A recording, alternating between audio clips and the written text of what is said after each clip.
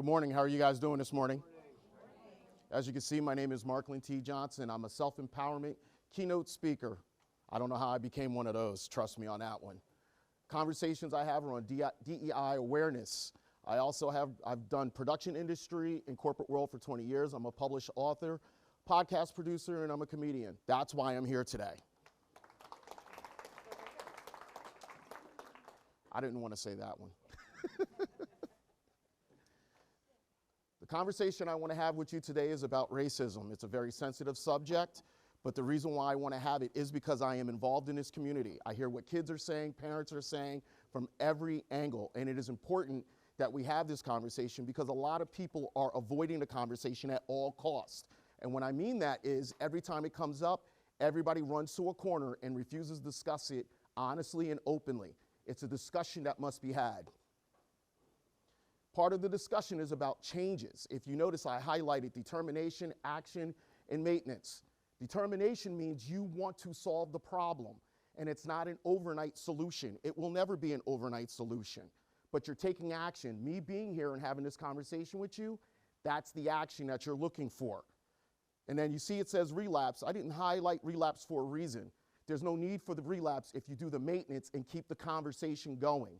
One thing that I learned in doing stand-up is I have to constantly go up on stage and perform in order to get better. If I don't, I go in a relapse, and all of a sudden, I'm no longer good as I was when I originally started. So that's why I highlighted maintenance. Empathy. Who can identify what empathy is, even though it's obvious, but who can identify empathy? Sir, can I ask you, what's empathy to you? It seems like we can empathize when someone gets sick. We can empathize if somebody loses a dog. We can empathize if somebody's house burns down. The minute the word racism comes up, everybody loses empathy and runs to a corner, like I was saying before, and they refuse to say, let me put myself in that person's shoes. I have been a citizen, or should I say, a part of this community for 40 plus years. One thing that stuck out to my mind is during one of these conversations I had, a lady that had been here for 10 years said to me, why don't you go to your own neighborhood and fix it first? I've been here for 40 years. She was an immigrant that came here for 10 years and told me to go to my own neighborhood to fix that first. That's the power of racism. The feeling of not belonging someplace that you've been to your whole entire life. So I'm going to ask you now, I told you I'd put you on the spot. I want you to define what racism is. Nah. I want you to define what racism is. Prejudice, discrimination, or antagonism by an individual, community, or institution against a person or people on the basis of their membership in a particular racial or ethnic group, typically one that is a minority or marginalized. The belief that different races possess distinct characteristics, abilities, or qualities, especially so as to distinguish them as inferior or superior to one another. One of the things I want to discuss is the closet racism. How many people go on Facebook all the time and see the threads that are going on? Think about all the things that people say to dismiss racism in general. Think of all the times when somebody brings it up, how quickly they will say anything and say, you don't know it. Another prime example, my name is Marklin. When somebody wants to call me the N-word without calling me the N-word, they call me Marky Boy. How many people understand the term of boy to a man of color and what it means to them? The gentleman in the back know exactly what I mean, but does anybody that's, I hate to say it, anyone that's not a black man understand the theory of calling me a boy? Okay, so the meaning of it is, back in the day when Jim Crow was alive and well and kicking, they never referred to a black man as his name. He was a good N-word boy, as good as an N-word boy could go. Instead of calling him by his name, he was a good boy. And they wouldn't refer to him as that. Why? Because they wanted to continue to push him down and make him feel less than the equal. So what does that mean if they do it today when I say closet racism? Well, nobody wants to say, you're going to call me out for being a straight up racist. So instead, they shorten my name and just call me Marky, thinking it's funny. And then they do it to somebody, other people catch it, and then people start calling me that in public, thinking it's funny. And if I respond, I'm the angry black man.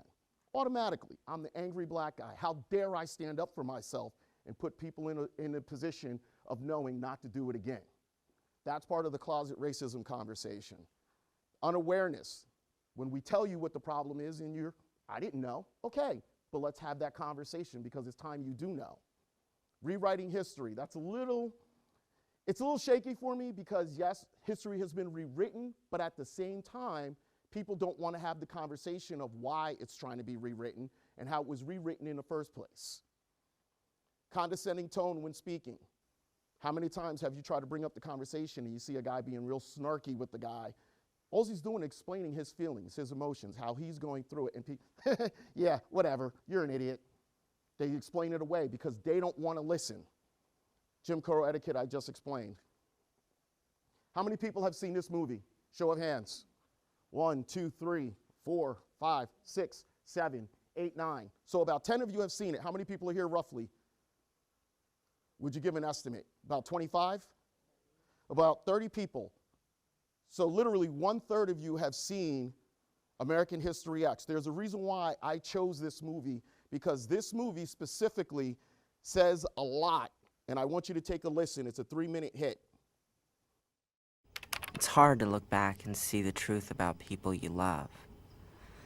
I think if you asked Derek why it all went the way it did and where it all started, he'd still say it started when our father was murdered. But the truth is, it started earlier.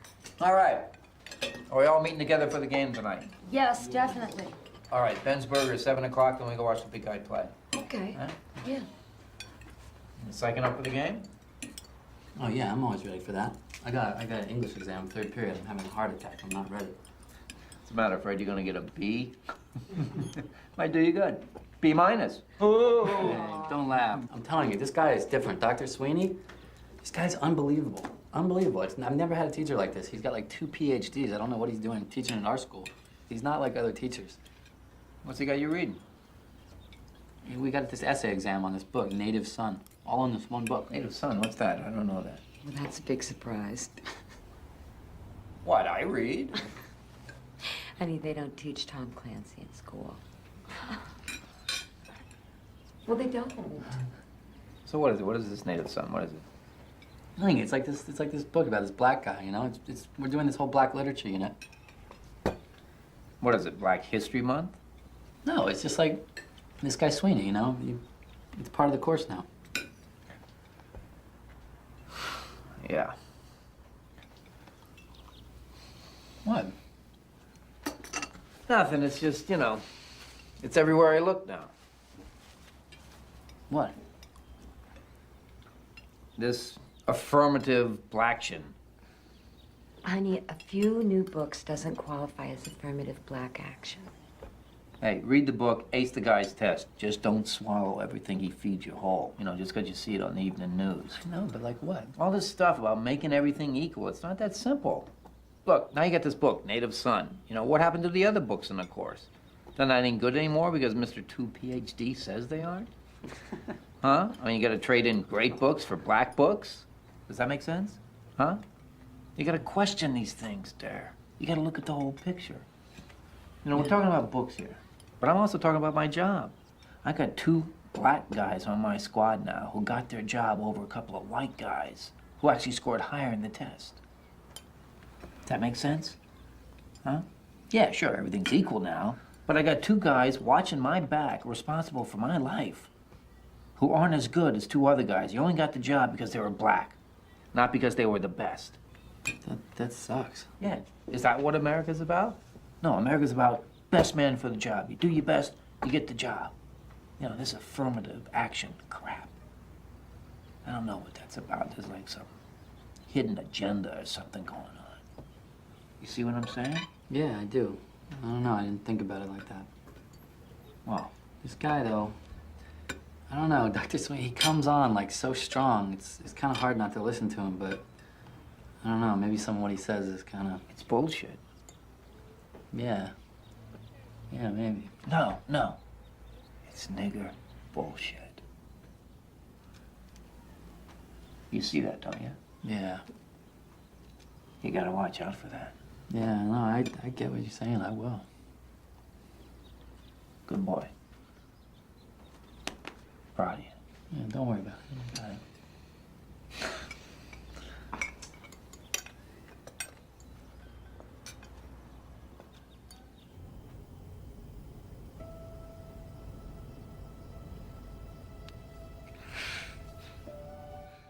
key thing. That was 1998. People are having this conversation in 2022. Somebody I graduated school with said the same thing to me about about one black guy on the fire department out of 25 people. How dare he get a position over my friend? So when people ask me why do I love that piece, I always say, because these are still conversations here in 2022 that people are having. Notice he dismissed the sons automatically. The guy's got 2 PhDs and just called him a simple N-word. He said that a book, how many of you guys remember the controversy in about the bluest eyes and the screaming and the craziness that was going on about it, simply because they wanted to introduce a book by a black author that had been there for 20 years, but because they want to introduce it to the curriculum, now there's a problem. It is a black book. All the other great books are good, but it's a black book. The one thing that I've noticed, and it came to me last night, it was the positive reinforcement out of the negative of the conversation. You're a good boy. You listened to what I said. Congratulations. So now anytime he says something negative, the constant reaffirming, you're good because you listened to me. I always say racism is like a precious heirloom passed from one generation to the next. They shine it up, present it to their kid and say, you hold on to this because this is part of who we are. And that's why we have the situations that we have today.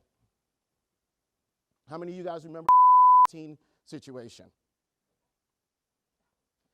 There's another reason why I'm bringing this up. I want you to pay careful attention to the beginning of this. Go right out there. Go right out there. Get up. Get up. Get up. Go outside right now. Go outside right now. Talk to you.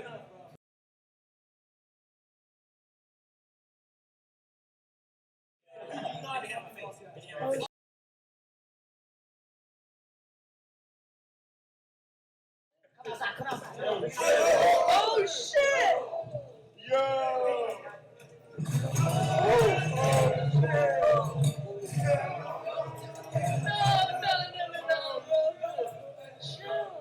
Chill. Brian, get out, Brian, leave.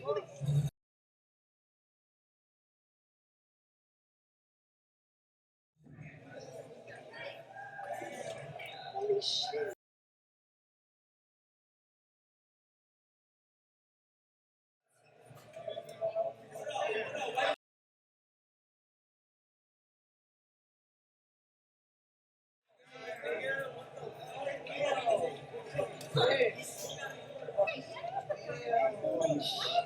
Oh no!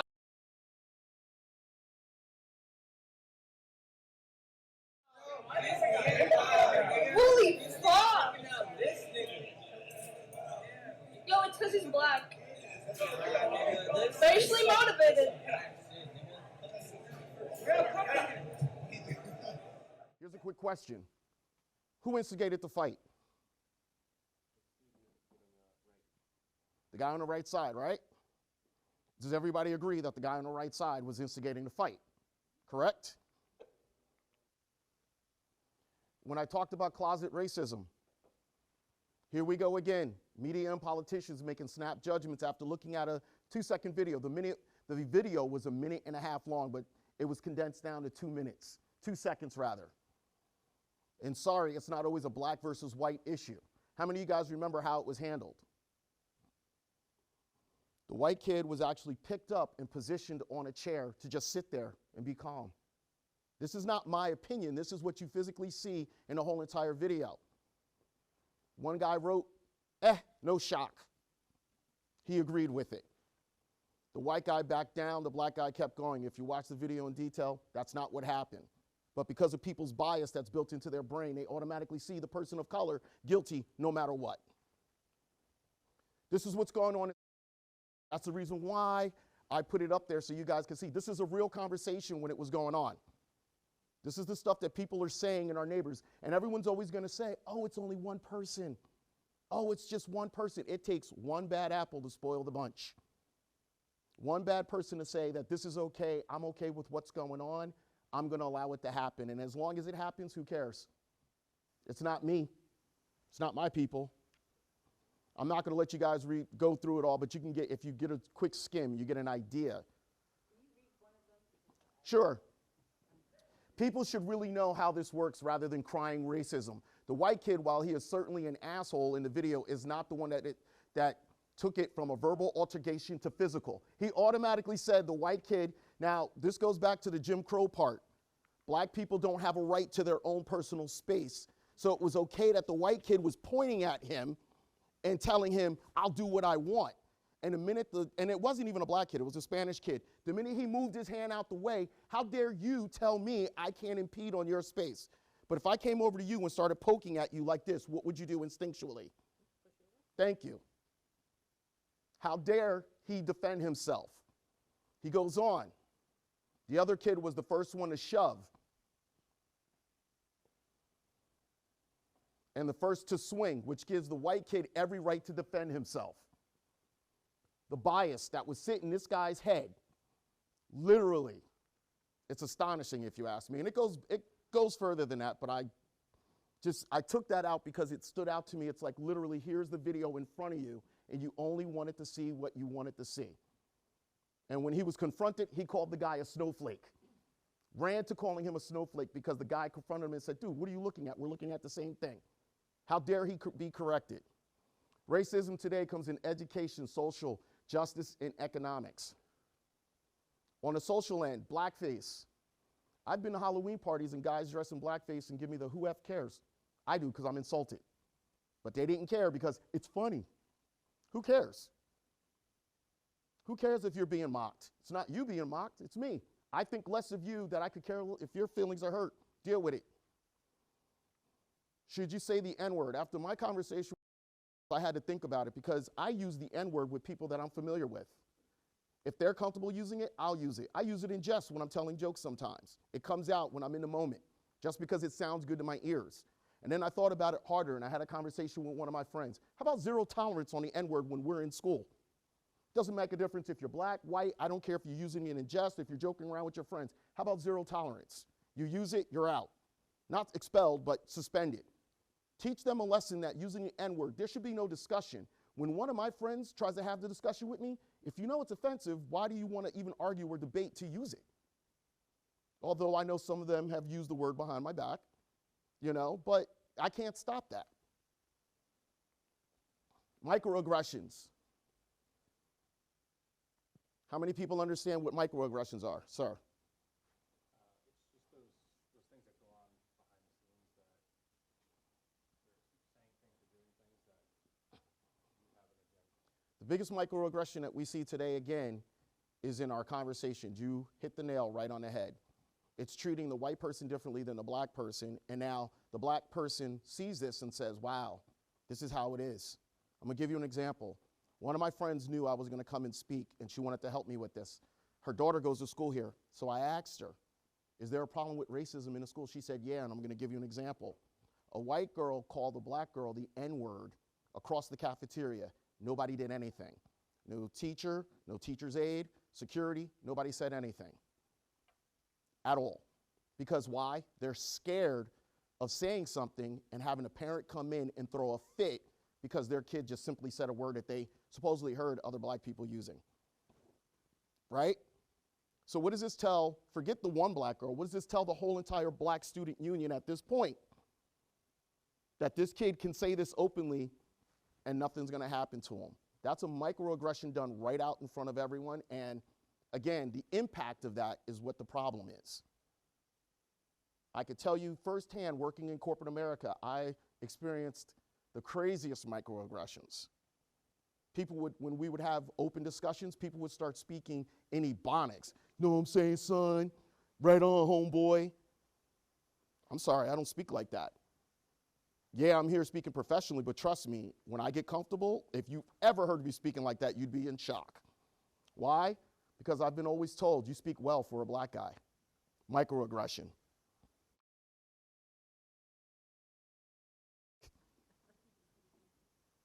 But microaggression, I expect all black people to speak like they're from the hood.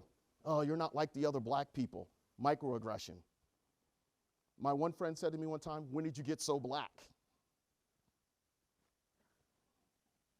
I didn't know that I was never seen as being black because I was called one of the good ones. Until I started speaking about racism, I was one of the good ones because I just shut up and accepted it. The minute I started speaking, I lost a ton of friends. People that loved me, people that would come and support me, people that would do anything for me. A friend of mine that checked on my father when Hurricane Sandy hit, because I was still living in Minnesota, stopped talking to me. You're making racism more than it is. It's not a problem. I'm sorry, when's the last time you've been black and walk into an all-white room and watch them say some derogatory stuff in front of your face and you're supposed to accept it? But they didn't want to hear it. And I still love her to death. If she called me up and said she needed my help, I would do it because that's my level of loyalty. But she doesn't understand that was a microaggression against me. That's a sad thing to say. Black agenda. We heard the father say the black agenda. What is the black agenda? We want to be treated fairly. We want to know that when we go for a job, we're going to get the same respect that our white counterparts are getting. We want to know that we have the same opportunities. We don't want more. We want the same thing. What do you mean a black agenda? Economic.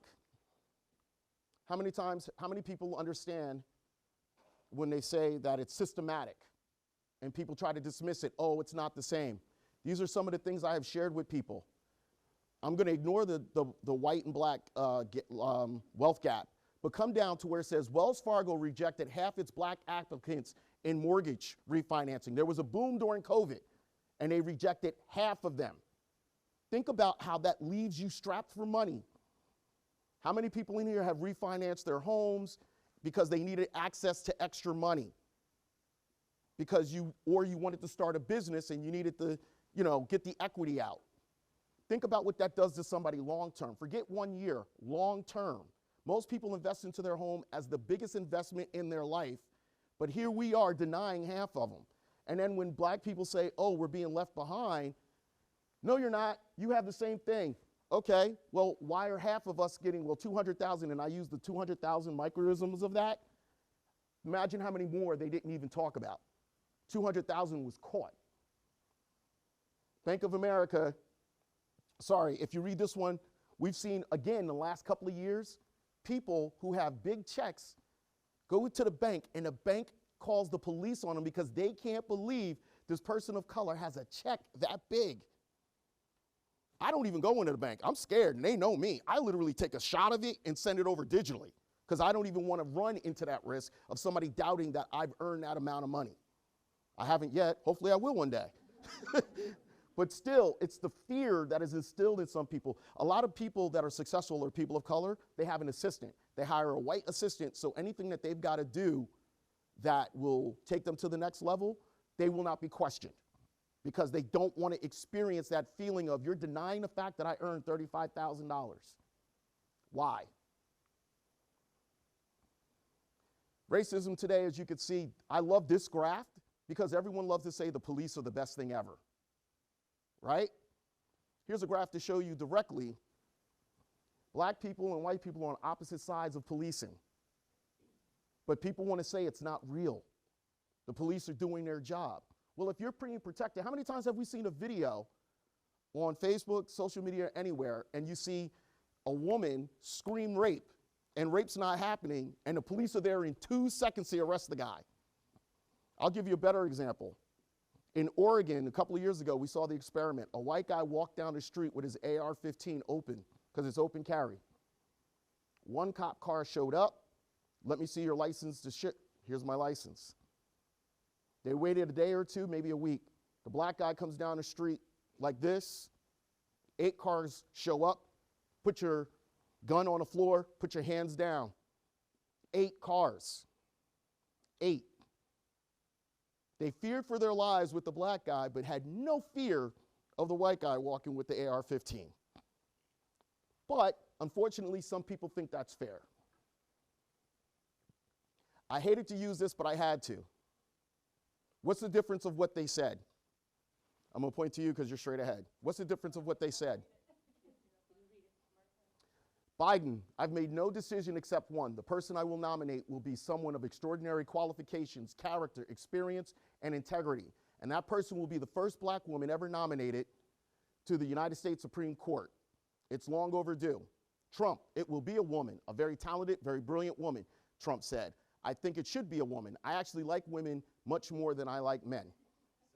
I love the fact that you guys said that, because it is funny, but I'm trying not to laugh. But what's the difference? What's the difference in what they both said? The way I see it, Trump said a very talented, very brilliant woman. Mhm. Saying, out of all the women, I'll make sure I pick a smart one, Okay. a talented one.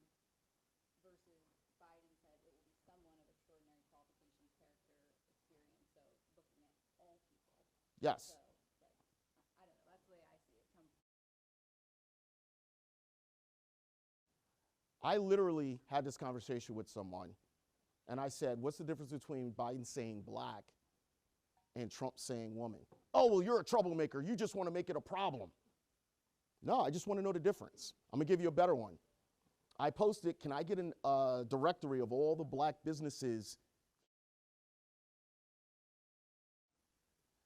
That post went up to 200 comments. Am I trying to protest white businesses because I want to support black businesses? So I posed this question. When you want to go to an Italian deli, does anybody say there's a problem? If anybody's in town and knows, how many times do we say, where's the best pizza? Where's the best Jewish delicatessen? Where's the best Chinese? No one's up in arms about that, but because I asked, where's the black businesses so they can make a directory, I didn't even do it for me. I did it for a friend. My friend knew I would take the backlash. I was like, all right, I'll do it. 200 comments. Because people were offended that I wanted to know the black businesses to support. But what do we always tell the black community? Support your own. So how dare we support our own in public in front of you? Because now we're trying to abandon. No. It still goes to the best job. I just had a guy do my t-shirts and they suck. I'm going back to the original guy I went. And he was a black business owner. I gave him the benefit of the doubt, but his shirts were garbage. So I'm going back to the original guy. I don't care. But at the same time, if we want to support ourselves and we're doing it openly, why is there a problem? Racism. People love to say affirmative action is a problem. I love this because I looked up some information on affirmative action. Who has affirmative action helped more so? Does anybody know the answer? White women. But every time you saw the father say in that piece, oh, they got this because of affirmative action. It's what they run to. It's what they love to run to. Funding, school security, discipline, and educational expectations.